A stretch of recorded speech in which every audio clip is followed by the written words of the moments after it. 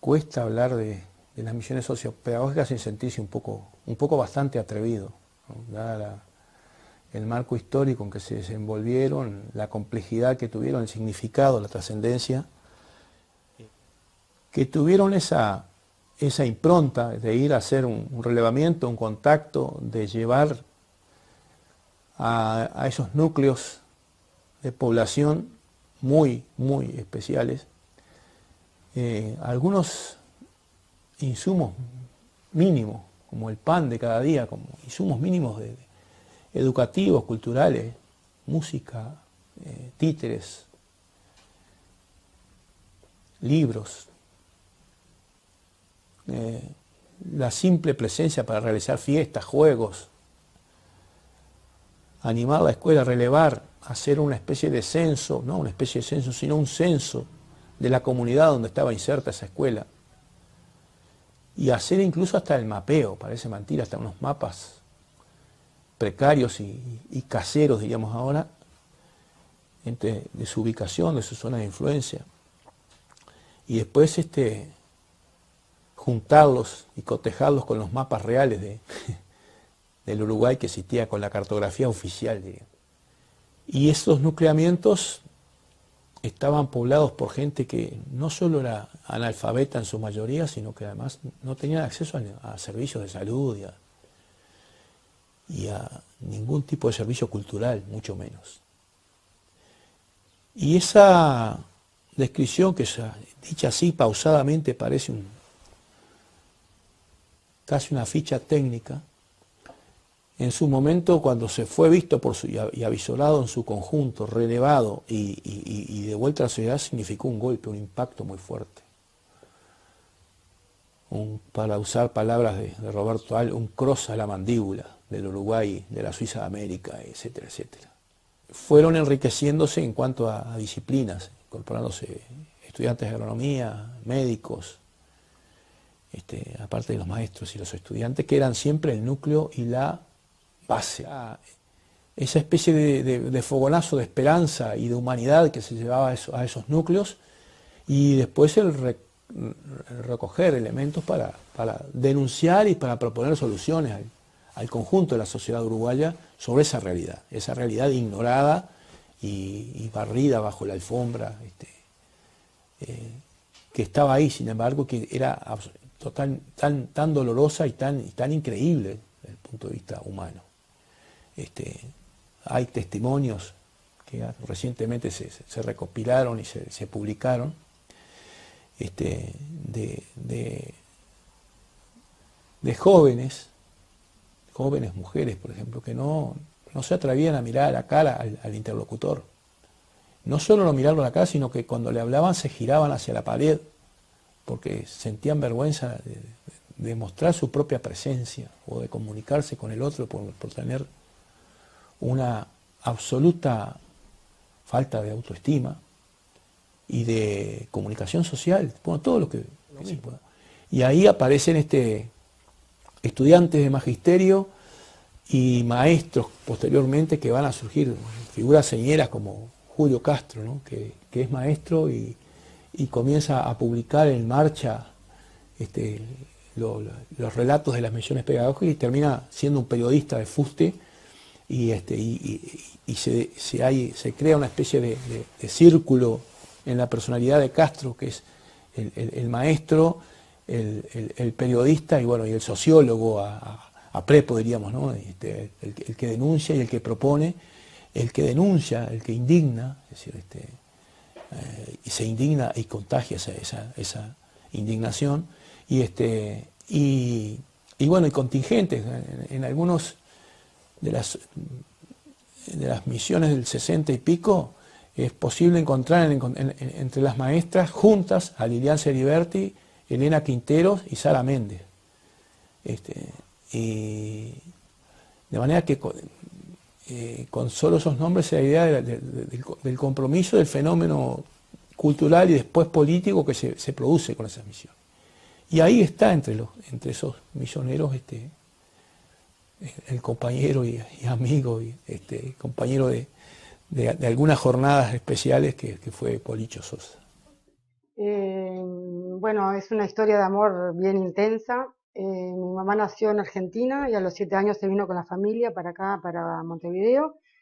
Papá nació en Colonia y después que sus padres se separaron, se vino a Montevideo con 14 años y los dos se hicieron al Instituto Normal en ese momento para estudiar magisterio y ahí se conocieron. Papá era 3 años más chico que mi madre.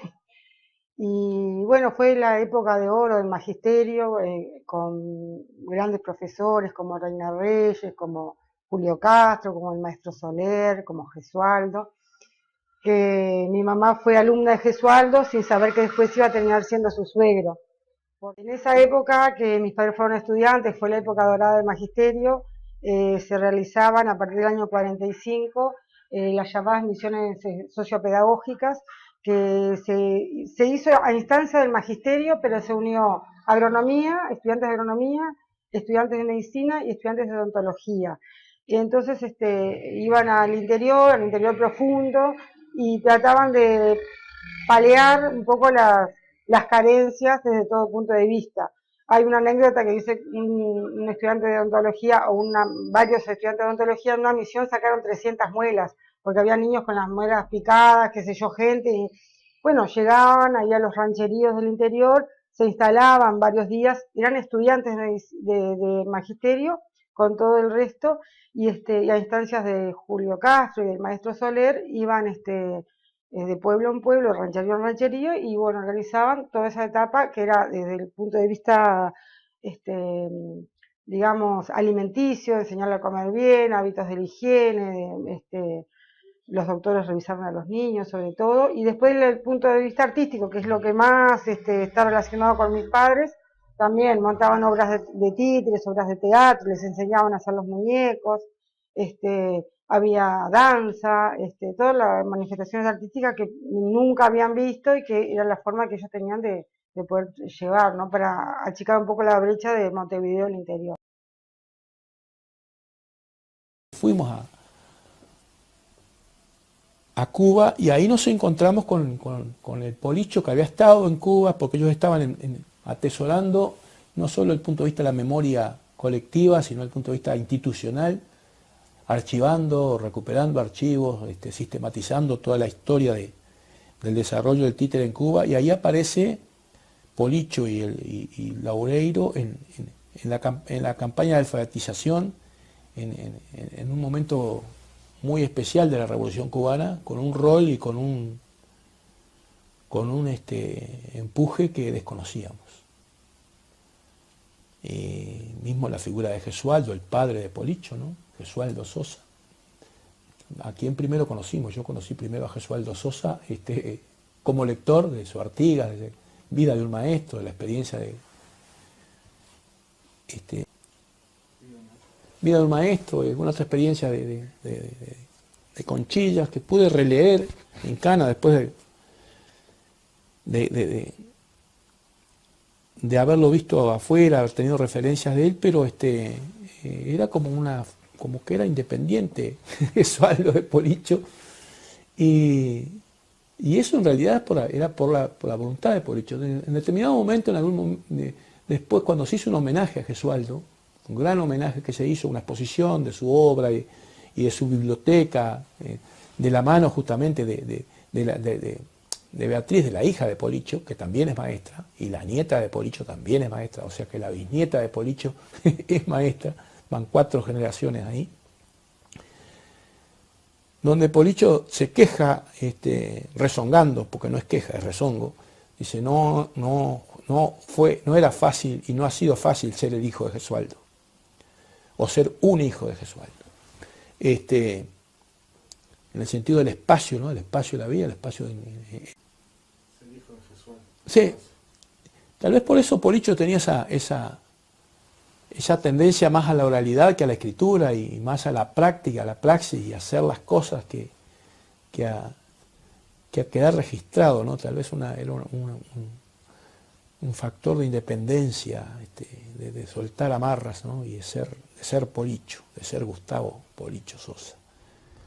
Lo interesante es cuando nosotros fuimos para Cuba. Cuando fuimos para allá, de verdad que son esas cosas que que te cambian o te movilizan demasiado por dentro, porque los cubanos tenían mucho más claro la situación de Uruguay y la situación de los compañeros en Uruguay. Al punto que en ese momento se le hace un homenaje a Policho. A Policho y a otro compañero también del Teatro del Galpón, el Cholo Laureiro. El Cholo Laureiro, lo que pasa de que cuando se formó en los países del este, antes de venir a Uruguay, se fue a Cuba y estuvo justamente donde se realizaba el festival Matanzas, y fue el que empezó a preparar la gente que hoy son los dirigentes del movimiento titiritero, digamos, los veteranos, ¿no?, del movimiento, porque también Cuba tiene esa grandeza de que se van pasando la posta, ¿no? Siempre hay una renovación permanente. Y ahí el caso de Policho es que en realidad Fidel iba a la casa de Policho. Marta, su compañera, lo recibía a Fidel en camisón. Tenían ese tipo de relación. Fidel en determinado momento a Policho le dijo que era el Macarenco cubano y le pidió para quedarse en Cuba. Y Policho dijo que no, que tenía que volver a Uruguay. Bueno, ese era Policho. Fue uno de los que ayudó dentro de las campañas de alfabetización en Cuba. Se tenía que movilizar y Fidel en determinado momento, frente al hecho de pedir cómo hago para transportarme, Fidel le dice, bueno chico, elige un coche, de esos que habían sido requisados a la burguesía. Esa es una historia interesante, ese Policho internacional. La verdad que a mí me impactó mucho porque esas cosas no nos enteramos por él. Nos enteramos porque nos lo contó la gente. Nos une con Cuba un sentimiento muy, muy profundo. Bueno, a mí particularmente, pues soy cubana, pude volver una vez sola más, pero me enamoré de la gente, de Cuba, de la revolución, muy impresionante. Y después una tía, hermana de mi padre, me fue a conocer y se quedó a vivir en Cuba hasta el año pasado, que falleció también. Nunca más quiso volver ni al frío, ni a la milonga, ni al tango. Ella era salsa y ron. Más anécdotas muy, muy jugosas. Por ejemplo, una vez mi madre estaba en el Hotel Habana Libre, donde le habían dado para vivir, embarazadísima de mí, así, de repente golpea a mi madre de camisón, parecía un calor tremendo. Mi madre de camisón así como una panza, y golpean, y mi madre hace así, Fidel Castro, con un pescado que había pescado para que mi madre lo cocinara para comer todos juntos. Cosas fuertes así, ¿no? Y uno cuando se lo encuentra en Cuba, por ejemplo, lejos y desconoce eso, dice, pero es Policho, ¿no? Es como aquello de que ¿qué va a hacer clase y iba a la vuelta de casa? Es Policho, este es Policho, el que tomaba mate conmigo, el que cruzaba la pata en el cuartel y hablábamos del libro. Y allá te están hablando de un personaje casi, casi etéreo, bajo la admiración y bajo el reconocimiento y con un cariño y con una búsqueda de cuánta documentación haya relativa a él. Y entonces esa aparición nos permitió juntar esas historias, ¿no? Los festivales de títere, las misiones pedagógicas, el Museo Vivo del Títere, porque no es casualidad que fue una maestra quien lo donó, Irma Virad, y quien creó ese retablo en el marco del Sodre. Todo eso no es esas casualidades que después suceden, que te pones a organizar festivales y te encontrás con estas personalidades, con estos personajes que eran tus amigos y que eran tus compañeros de horas de cana, y de pronto son gente de una dimensión humana tan trascendente. Y eso pasa con Policho, así que es una manera de... Uno siempre me lo imaginé a Policho riéndose a mandíbula batiente de mí y de quienes tuvimos esa experiencia de encontrarlo, y decir que no que te creía, sino qué sorpresa te estás llevando, y cómo te embromé, para decirlo con una palabra de recibo. Siempre imaginé esa especie de sorna de diversión de Policho a costa de esa inocencia con que uno se confronta a veces con los hechos.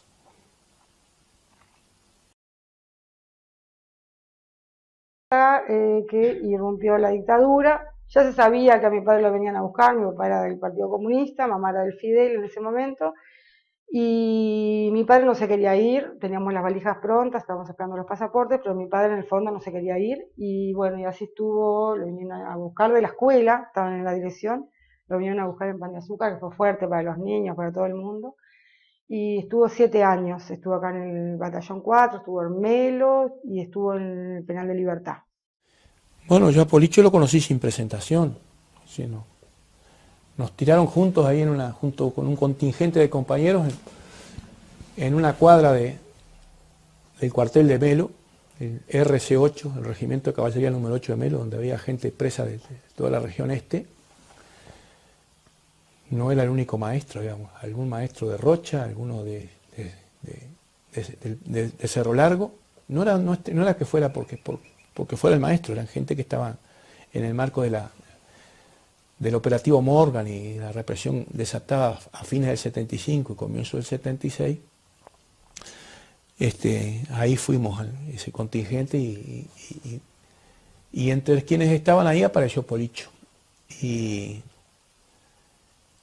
Y como sucede en esas circunstancias, que suele haber tiempo para tener alguna conversación cuando la permiten, empezamos a conversar pero más que nada de las experiencias personales a nivel del pueblo, de las amistades. En esas circunstancias es muy prudente en lo que se dice a un compañero, por más que es compañero, pero uno...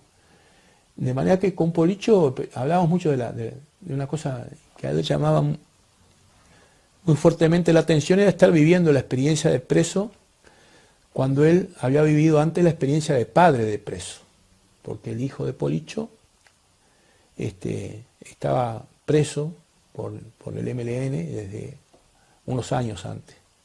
Y él iba a visitarlo al penal de Libertad y recuerda que una vez al año en el penal de Libertad, si no se está sancionado, se tiene una llamada visita especial, que es en un parque, porque durante el año, cada 15 días, cada 14 días, una visita con teléfonos y vidrios mediante, como aparece en algunas películas.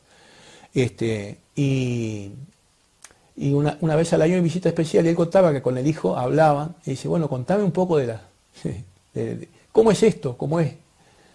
Y entonces el hijo le decía, mira, vamos a hablar de otras cosas, vamos a no perder el tiempo, porque por más que yo te explique y te cuente, no vas a saber cómo es, porque es casi imposible de transmitir.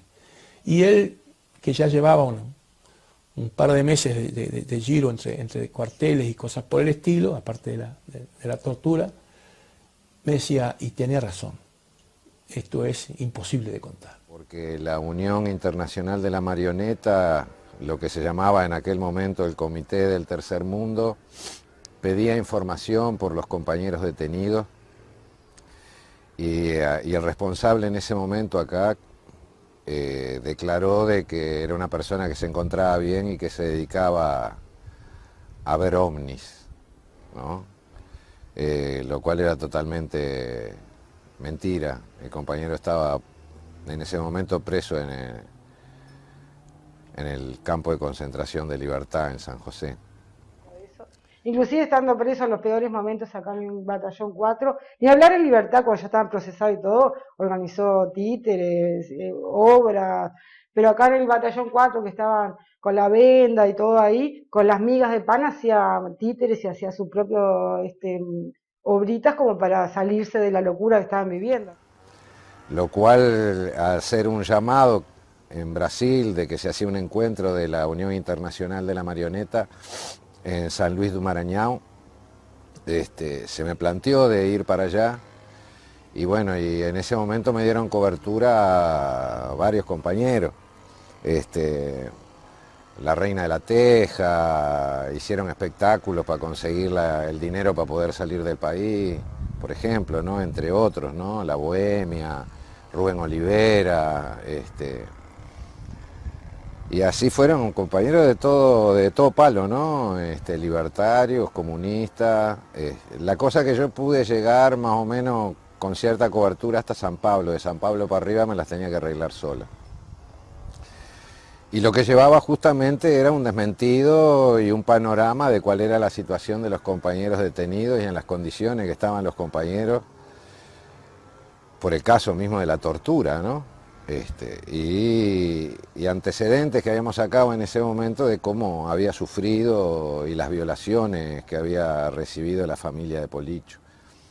Que no era solamente Policho, porque también en ese paquete llevábamos la reivindicación del Teatro El Galpón, que estaba en el exilio, y de compañeros que se vieron limitados en su tarea, ¿no?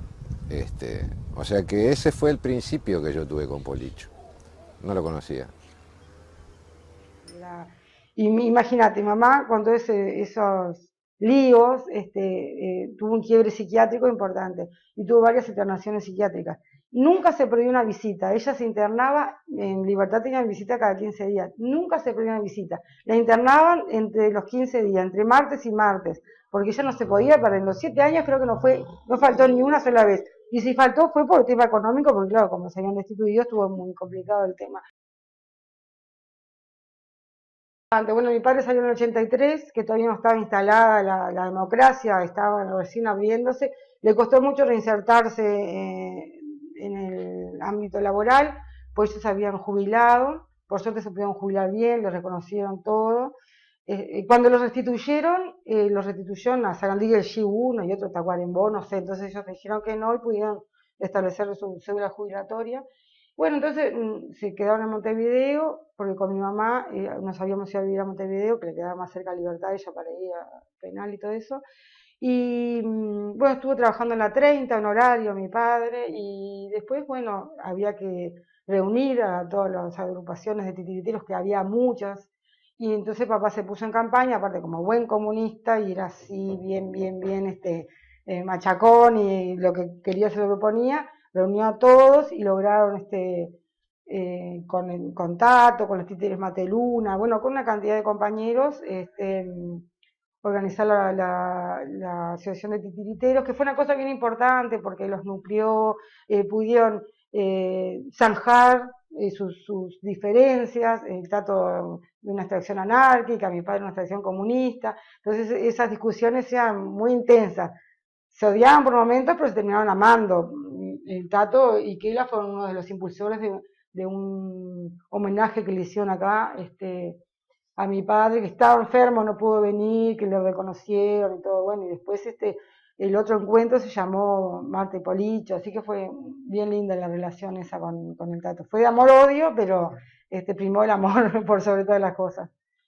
Y sobre todo el amor a los títeres, ¿no? Y todo el tema artístico. Cuando Policho sale, por lógica a mí me vinieron a hablar de que tenía que tomar contacto con el compañero porque era un referente. Y fue todo una hazaña, porque en ese momento establecer reuniones no era fácil. O sea, a veces no te llamaban ni por teléfono, ¿no? Se iba hasta tu casa, te avisaban por las dudas. Y fue en la cantina de AEBU, que AEBU en ese momento tenía esa característica, ¿no? Fue un lugar donde albergó a muchos compañeros y donde incluso aquellos que no tenían a veces para comer iban para la cantina y comían, por ejemplo, ¿no? Para decirlo. Fue un lugar verdaderamente solidario. Fue incluso en el lugar que se recibió al Teatro El Galpón cuando vino del exilio, por ejemplo. Y yo me encuentro ahí con un veterano flaco, que lo primero que me dice de entrada, porque se ve que le habían pasado líneas de uno, que él era comunista y que iba a responder al Teatro El Galpón. Y yo le dije que no era comunista y que no respondía al Teatro El Galpón y que respondía principalmente a la necesidad de buscar una salida que nos permitiera mayores libertades. En ese momento se estaba planteando la amnistía general y restricta, a lo cual incluso nosotros teníamos una posición en ese momento diferente, porque le decíamos al compañero de que amnistía venía del griego amnesia, y que nosotros no podíamos olvidar nada, ni olvido ni perdón. Pero bueno, después fue pasando el tiempo y fuimos acomodando los zapallos en la carreta. Porque tampoco íbamos a quedar en disquisiciones teóricas, políticas, cuando la verdad era de que salieran los compañeros que estaban detenidos. Pero ese fue el encuentro directamente con Policho. Policho marcó la cancha de entrada y nos pusimos a trabajar juntos, porque de verdad que el compañero era serio, tenía elementos de discusión por lógica, tenía una muy buena formación, era de la generación que la dictadura trató de hacer desaparecer, eran de los compañeros que realmente no improvisaban, para decirlo de alguna manera. Cuando salen los compañeros rehenes, Albantune, el mismo Bebe Sendí, que lo sacan de jefatura, en realidad el compañero andaba con un asta que tenía la bandera del Frente Amplio, la bandera anarquista, la bandera comunista, y en realidad lo teníamos que estar cuidando porque el aparato represivo en ese momento todavía estaba totalmente intacto, o sea, a los que quedaban en las márgenes lo agarraban los ratis y lo masacraban a palo. Y el viejo en ese momento todavía andaba muy quebrado, ¿no? Tomaba mucho. Y de última nosotros nos terminamos convirtiendo en cuidar al veterano, porque aparte era el veterano. El resto éramos casi todos jóvenes, ¿no? El único viejo pelotudo que nos dio bola y que discutía con nosotros era él. Por lo tanto, más allá de la discrepancia que pudiéramos tener, se ganó el respeto de todos. Y se ganó el respeto justamente por esa manera de ser, ¿no? Porque nunca dejó a pata a nadie, nunca negó nada. Luego, cuando se arma el encuentro de teatro, mismo también en ese proceso, estábamos elaborando un documento que teníamos que presentar al encuentro y ahí el veterano se nos mandó una picardía, porque nosotros queríamos poner de una realidad diferente, pero tampoco queríamos caer como en esquema y el veterano se arrima ahí, se pone a hablar con lo que estábamos en el equipo de trabajo y nos plantea, pero compañeros, pero pongan una democracia de avanzada. Y al principio nosotros pusimos en el documento democracia avanzada, hasta que en determinado momento aparece uno y me dice, Tato, mirá que la democracia avanzada es de los compañeros del partido que se están armando democracia avanzada, ¿viste? El viejo tenía esas picardías, ¿no? Aparte él había declarado desde un primer momento de que él iba a trabajar por el Partido Comunista y por el Teatro del Galpón. Y lo hizo hasta el último momento. Allá. Sí, sí. Bueno, la apertura democrática, nosotros vivíamos en un apartamento que era de Gesualdo, de Mejía de Canelones, y bueno, de las 12 del mediodía estábamos haciendo ahí, guardando el lugar porque estaban Silvio, Pablo, Milanés, los Mejía de Godoy, que fue toda una fiesta, estuvimos, no sé, hasta las 3 de la mañana, y no, lo vivieron con una felicidad extrema. La única pena que tuvimos fue que antes que saliera mi padre, mi abuelo, que también iba mucho a verlo, estuvo muy presente, falleció en diciembre y papá salió en marzo. Él soñaba con ir a ver a Peñarol, pues mi padre era mancha, mi abuelo era mancha, tremendo, pero bueno, tuvo un quebrante de salud y se murió y no pudo. Fue feo eso porque faltaba tan poquito, viste, que no pudo cumplir su sueño. Pero sí, lo vieron con una felicidad inmensa, y bueno, y la primera presidencia del Frente Amplio también, y él militaba mucho a nivel, más de frente, ¿no? En el comité, y bueno, siempre organizando cosas artísticas, como le gustaba.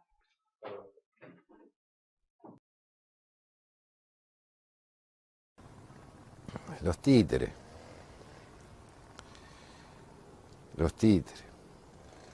En realidad uno cayó en los títeres más que nada por el hecho de que era uno de los gurises allá en el barrio Belvedere La Teja que corría atrás de los camiones de las murgas. Yo era hincha de La Soberana, por lógica. Y siendo un gurí atendía el mostrador de esos vinos que al otro día íbamos a poner de nuevo el tablón para seguir vendiendo y teníamos que pasarle un trapo porque nacía un hongo blanco espeso así.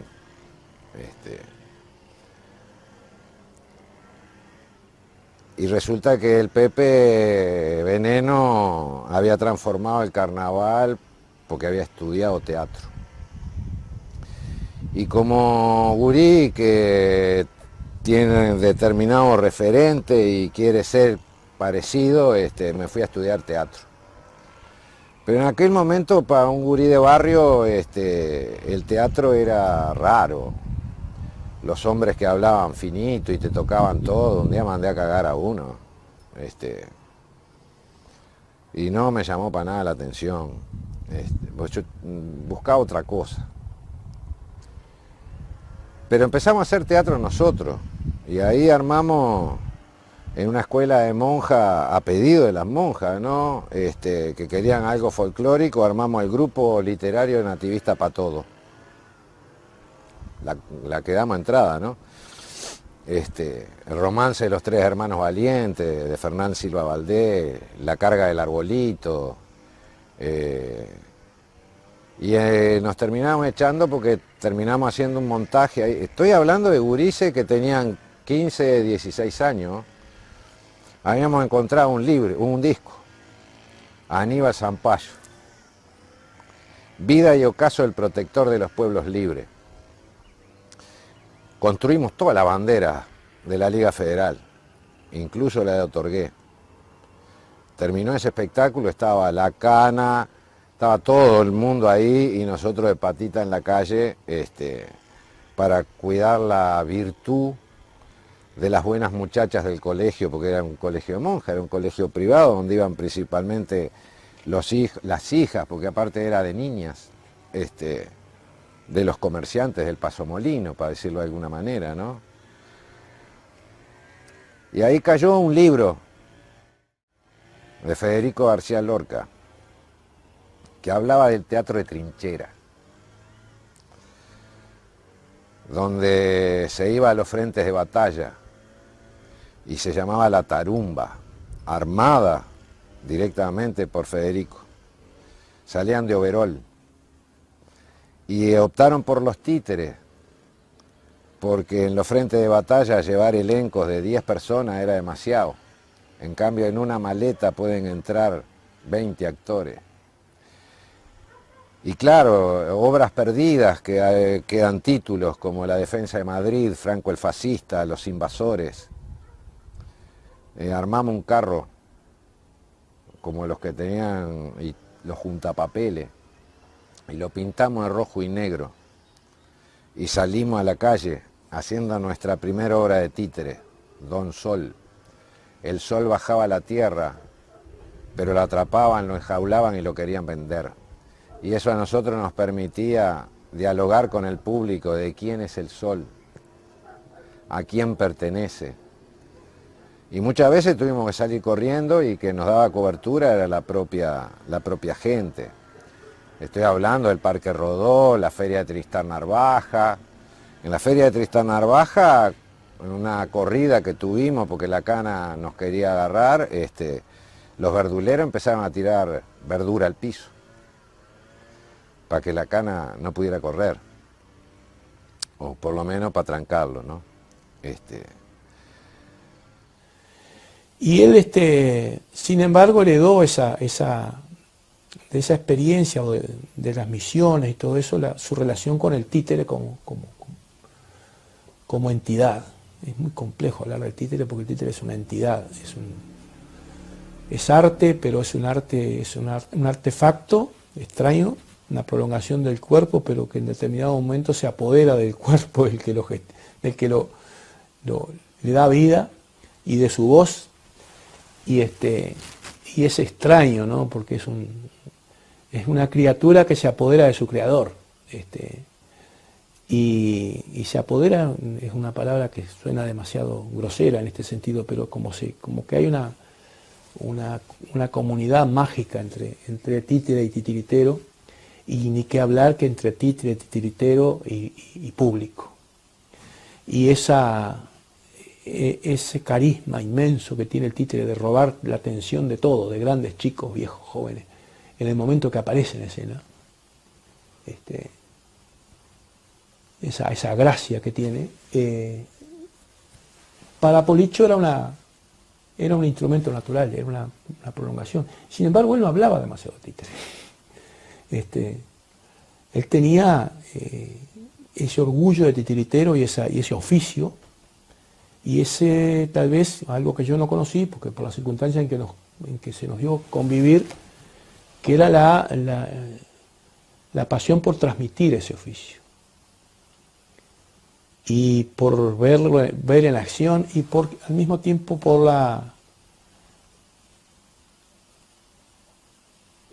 el rol del títere, iba a decir la utilización, pero también es una palabra que traiciona el rol del títere en el proceso educativo.